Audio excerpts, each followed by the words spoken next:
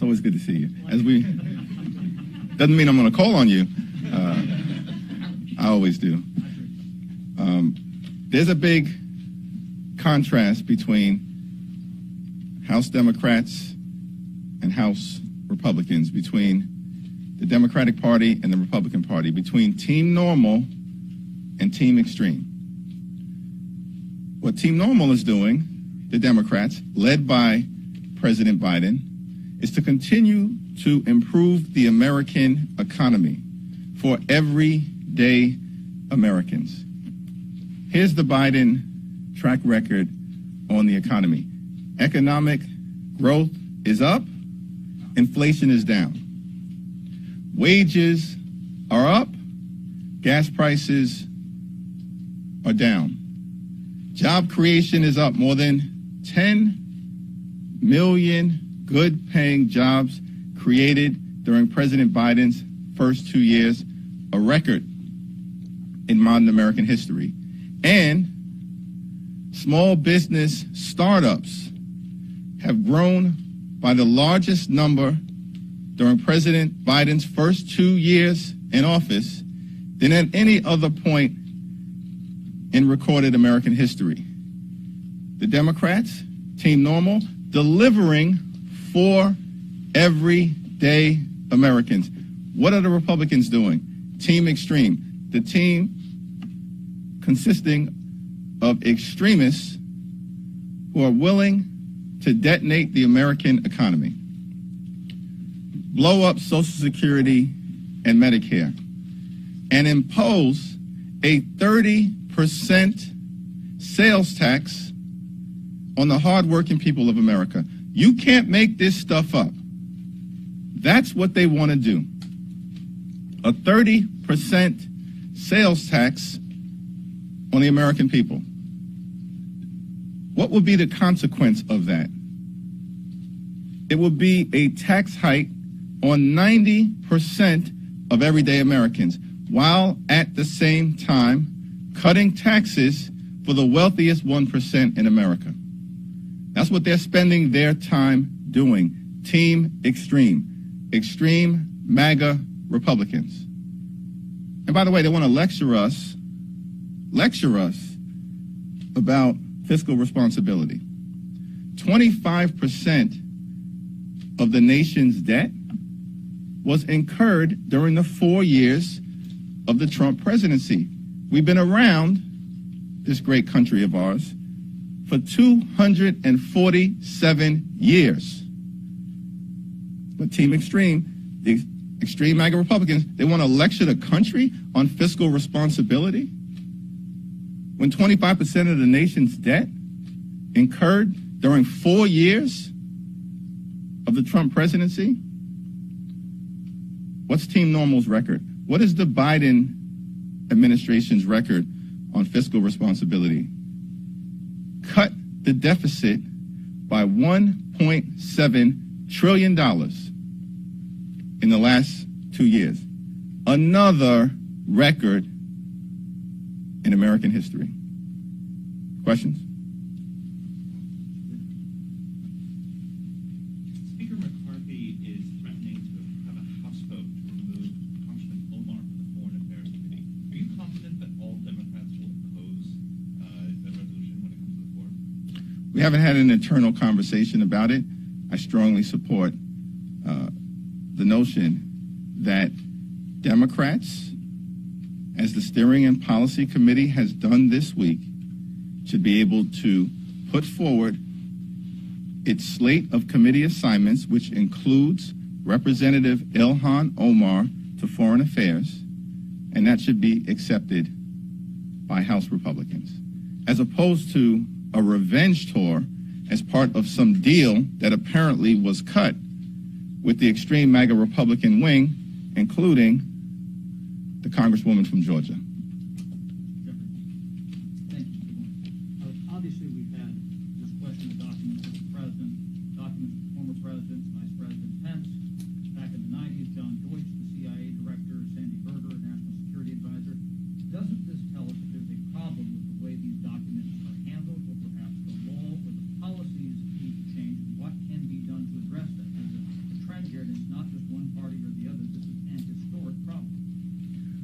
Well, it's my understanding that some of the relevant committees of jurisdiction and members who may be on those committees of jurisdiction are going to take a look at the totality of the issue through the lens, hopefully, not as an issue for one party or the other, but as an issue that we should just address as a Congress on behalf of the American people, and I think that's a reasonable thing to take a look at. And you're brand new, obviously, to getting this special level of intelligence briefings and things. With this going on right now, has this added another layer of concern when you go in and get a briefing or get documents, or how you handle them because this has been going on in the past couple of weeks? Well, the manner in which members of Congress, in my understanding, will continue to be briefed by the intelligence community or other intelligence officials throughout the spectrum of the federal government is that we go down to a secure location located here in the Capitol. The cell phone cannot be brought in to that secure location. You have an opportunity to review documents that are physically there, and you don't have an ability, nor should you, in my view, to remove those documents as members of Congress. That's a process that has existed, as I understand it, for decades, and it seems to me that that's a reasonable process for us to continue. Just back to the issue on the committees, besides Ilhan Omar, with respect to Bishop and Swalwell, do you plan to appeal this? Have you talked to the Speaker or plan to try to appeal this in any way, or are you just going to let it stand? Yeah, we had an exchange of letters, both of which are in the public domain. The Speaker articulated his position. We articulated our position, and I think those letters speak for themselves at this moment. So no further action at this point? Letters speak for themselves at this moment. Where are Democrats on the idea of a discharge petition on a clean debt ceiling? And there's been some reporting you've had some productive conversations with McCarthy. Does that bode well for some sort of compromise to avoid the default? Well, on the general issue, our view has always been, and certainly my philosophy, is that we must continue to try to find common ground with the other side of the aisle whenever and wherever possible to solve problems on behalf of the American people. We were sent to Washington, first and foremost, I believe, as Americans, not as Democrats or Republicans. And so I look forward to continuing to be able to do that, as we've done in the past, including when I was involved in helping to negotiate criminal justice reform with the Trump administration. And I've never been bashful about criticizing the Trump administration, but we should find common ground to make progress for the American people. And so I hope we'll continue to be able to do that generally, including by continuing to have a very productive relationship with the Speaker of the House, and I wish him a happy birthday. With respect to the debt ceiling issue, however, we've been pretty clear. We believe that America has incurred debts authorized by the Congress. And when you incur your debts, you have to pay your bills. By the way, 25% of which were incurred during a 4-year period of time. This is extraordinary by the Trump administration. He ran up trillions of dollars of debt, and now the extreme MAGA Republicans don't want us to pay those bills. And if we fail to pay those bills as a country, there are going to be big problems for everyday Americans, for Social Security, for Medicare, for veterans benefits, and for the health, the safety, and the well-being economically of the American people. So we don't have any option here. We can have a conversation about future spending, which is why Leader Schumer, and I support this position, has consistently said to the extreme MAGA Republicans, show us the plan. What is your plan to address your concerns? Is it to radically cut Social Security? Show us the plan. Radically cut Medicare? Show us the plan. Drastically diminish veterans benefits? Show us the plan. They want to have a conversation, and we don't even have a document in front of us for which to have a discussion around what future investments in the American people should look like. I can tell you, we support Social Security strongly. We support Medicare strongly. We support veterans benefits strongly. And we don't believe that America should default on its debt and fail to pay bills that have already been incurred. Republicans are having some trouble being able to pass a border security bill. A number of Republicans are concerned on asylum, undocumented migrants being able to claim asylum at ports of entry. There are a couple of Democrats actually right now outside having their own press conference on the Senate side and House members. Thank you for being here. You're welcome. We have a big team. We cover a number of things. But they're also pushing back on Biden's new plan that would also limit asylum claims, saying that that goes too far. You're not on that letter that they sent to the White House, and neither is Schumer. And I just wanted to understand why that is, and what is the Democrats' majority position on this front? Yeah, well, I haven't seen the letter, but we look forward to, as Democrats and as members of Congress, to having a healthy discussion about how do we deal with the complexity of issues connected to comprehensive immigration reform and making sure we have a safe, secure, and strong border. And I think that President Biden and the administration want to continue to try to address this issue in a forward-looking way. As House Democrats, we certainly want to do that. But we do need common sense partners on the other side of the aisle to have a reasonable discussion about immigration-related issues and border security. What we have is Team Extreme. Extreme MAGA Republicans who, by the way, are putting forth a bill that their own members don't even support, which is why on border security, we were supposed to see legislation put forth, I believe, by the distinguished gentleman from Texas that consistently has been pulled. So Team Extreme needs to get it together on their own side before we can even have a discussion with the extreme MAGA Republicans about how we deal with an important issue for the American people. Second row.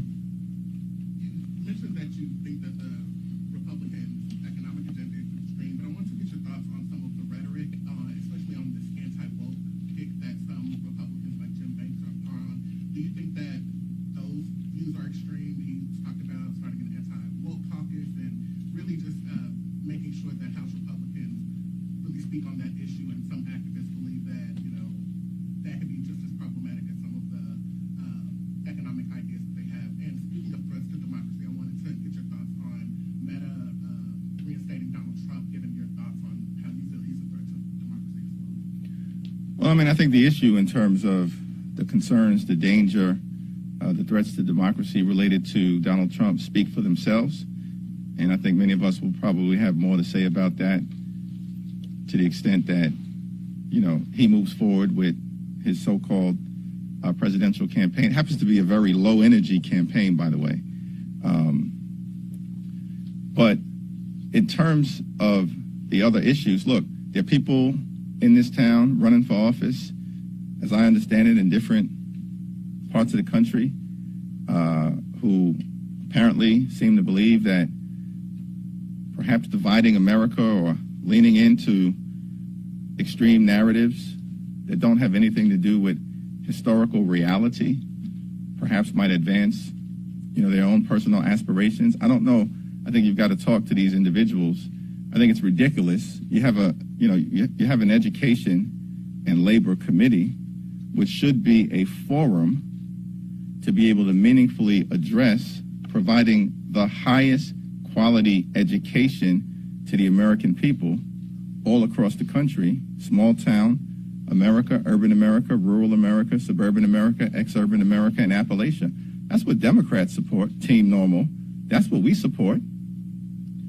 How do we make sure, as we did in the CHIPS and Science Act, that the young people in America have the skills to succeed in the 21st century economy by leaning into science, technology, engineering, and mathematics, reading, writing, and arithmetic. That's what House Democrats support.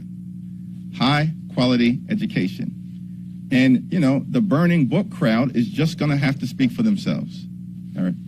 A couple weeks into this Congress now, how is your relationship with the Speaker developing? I think I read this morning you guys are texting buddies now. No, we've had a very positive, forward-looking relationship. And, I hope and expect that will continue. And we're going to continue to try and find common ground whenever and wherever possible. And it is important, I think, for there to be consistent communication between House Democrats and House Republicans at every level. And that consistent communication has been robust as between Speaker McCarthy and myself. We'll always, as he said publicly and I've said publicly, try to find opportunities to partner, but we're going to agree to disagree and strongly disagree on several issues, as we have with respect to the Intel Committee assignments. But that doesn't mean that we can't try to find common ground. It's my view, whenever and wherever possible, when we can make a meaningful difference for the American people. By the way, that's what Speaker Pelosi has always done. That's what Leader Schumer has always done. President Biden certainly has always done that, which is why many of our successful legislative accomplishments, gun safety legislation for the first time in American history, the Respect for Marriage Act, the CHIPS and Science Act, Infrastructure Investment and Jobs Act, they were all bipartisan, mostly in the Senate, but a handful of Republicans supporting our efforts in the House as well. So we have a track record that demonstrates our willingness to find common ground. And if I can be part of extending that track record, having a working relationship with Speaker McCarthy, I think that's the responsible thing to do for the American people. I'm going to the third row because I've been a little front row heavy here. Okay. You had called for a post-mortem on what happened in New York after the election. We're about 2 months out now. Do you see any progress on that post-mortem and any evaluation as to what has happened? Well, I think it is our hope as a delegation. We're a little bit less than a month into the year. And by delegation, I'm referring to the New York delegation, to have a serious, substantive conversation with the governor and with Chairman Jay Jacobs sooner rather than later about the after-action analysis that I believe is underway, has been completed in some areas, but independently, I know the members of the New York delegation are going to have our own thoughts about what needs to happen so that there's a better outcome in New York in 2024. Last question. Go to the back. All right, so I'll go to the second row here. Thank you. I wanted to ask you about... We'll do the two of you. Yeah, okay. So some of your members from the Midwest held a press conference yesterday, the Heartland Caucus, led by Jim Kimmel. They're saying that they want more representation in leadership, as I'm sure you're aware of. I just want to ask, what kind of dialogue are you having with your members to make sure everyone feels like their voice is heard within the caucus? I had a very good conversation with Representative Dingell about this yesterday, a very good conversation earlier this morning with Representative Marcy Kaptur. I respect both of them. They really do authentically care about, as do all of us, but they authentically care about the heartland communities that they effectively represent. And I think we've got some pretty strong representatives within House Democratic leadership from the heartland. Dan Kildee, co-chair of Steering and Policy from the great state of Michigan, battleground frontline member, but he's at the leadership table and he's going to work with us on these issues. Dean Phillips from Minnesota, co-chair, Democratic Policy and Communications Committee. He obviously represents a heartland state, cares deeply about these issues. He's at the leadership table. We're going to continue to work strongly with him. Lauren Underwood represents an exurban district in Illinois, heartland state. She's co-chair of Democratic Policy and Communications Committee. She's going to be deeply involved in this effort. So we've got some pretty strong heartland representation at the leadership table that will continue to be sensitive to these issues. But we look forward to lifting up all parts of America. That's the thing about House Democrats. We actually just care about making life better for everyday Americans. Lower costs, better paying jobs, safer communities. People over politics. That is what unites us as House Democrats. And we will lean into doing that in the heartland of America. Okay, last question. So, speaking of common ground, weaponization of government subcommittee. We saw the Republican names this week. When do you expect to have Democrat names for that? And how big of a role do you feel like Democrats are going to be able to play? It's my expectation that we will be actively involved in pushing back against any efforts to obstruct justice through the weaponization subcommittee or to protect insurrectionists through the weaponization of government subcommittee, and you'll have names sooner rather than later. Thank you.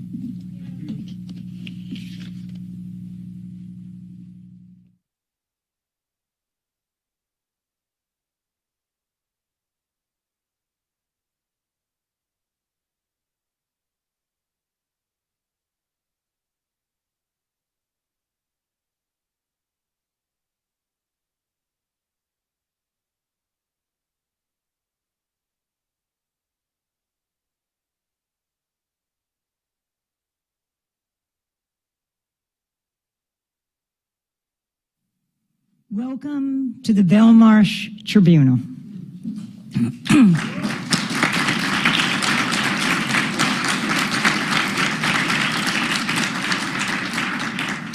I want to welcome all the people in this room, a particularly significant room, given that it was here almost exactly 13 years ago that Julian Assange released his collateral murder video of WikiLeaks. I'll talk about that in a moment. But thank you to all of you, as well as all of the people who are viewing on the democracynow.org live stream, people around the world.